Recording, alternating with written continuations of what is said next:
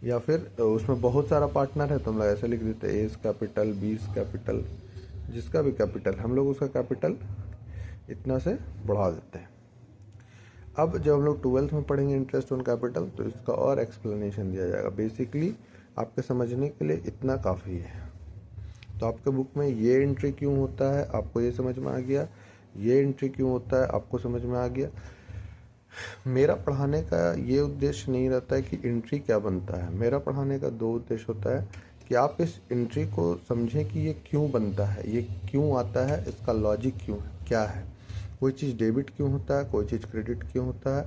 और दूसरा कंडीशन, आप जो एंट्री मार रहे हैं तो इसको समझ के मारें कि इसका बैलेंस शीट पे क्या इफेक्ट पड़ता है, तभी आप एंट्री सही सही मार पाएंगे। नहीं तो यदि आप रट के पढ़ेंगे तो आप कुछ दिन बाद इसको भूल जाएंगे, और यदि इसको समझ के पढ़ेंगे इसका इम्पैक्ट क्या पड़ता है, इसका लॉजिक क्या है, तो आपसे कभी भी मिस्टेक नहीं होगा।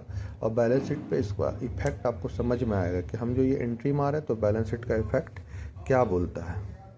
बेसिकली इसी के लिए हम एंट्री बताते हैं। हम एक्चुअली में एंट्री करना नहीं सिखाते, हम एंट्री को समझाते हैं कि उसके बैकग्राउंड में कौन सा एंट्री होता है जिससे वो कटता है, घटता है और लास्ट में ये एंट्री बचता है। आपका बुक्स में ये चीज़ क्लियर नहीं होगा या आप कहीं पढ़ेंगे तो क्लियर नहीं होगा, लेकिन मैं बेसिकली यही चीज़ बताता हूँ कि ये एंट्री इम्पैक्ट क्या बताता है, ये एंट्री करने से क्या फ़ायदा है।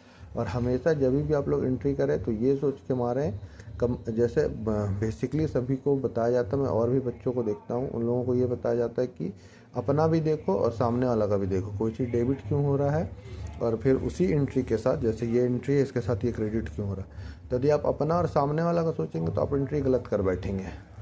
बेसिकली सिंपल एंट्री जो है उसको तो आप रट के बना सकते, रट के कर सकते, लेकिन जो स्पेशल ट्रांजैक्शन होता है या फिर पार्टनरशिप फर्म या फिर ग्रेजुएशन में अमलगमेशन पढ़ना है या रॉयल्टी पढ़ना है, इन सब चीज़ों में आपको कन्फ्यूज़न क्रिएट होने लगेगा।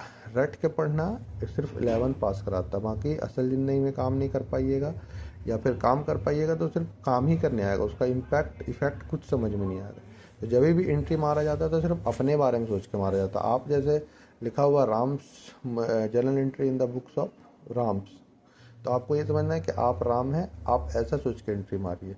ये सब मैंने पिछले वीडियो में समझाया है, मैं फिर से आप लोगों को रिवीजन करा देता हूँ कि आप लोग ऐसा सोच के एंट्री मारा कीजिए कि आप राम हैं, आप राम कंपनी है, general entry in the books of XYZ limited company, तो आप XYZ लिमिटेड कंपनी बन के मारिए, तब एकदम एंट्री क्लियर जाएगा। और हमेशा अपना इम्पैक्ट समझिए, अपना इफेक्ट समझिए कि मेरे में क्या इफेक्ट करेगा ये, सामने वाला के बारे में सोच के एंट्री नहीं मारा जाता कभी भी। ठीक है, थैंक यू।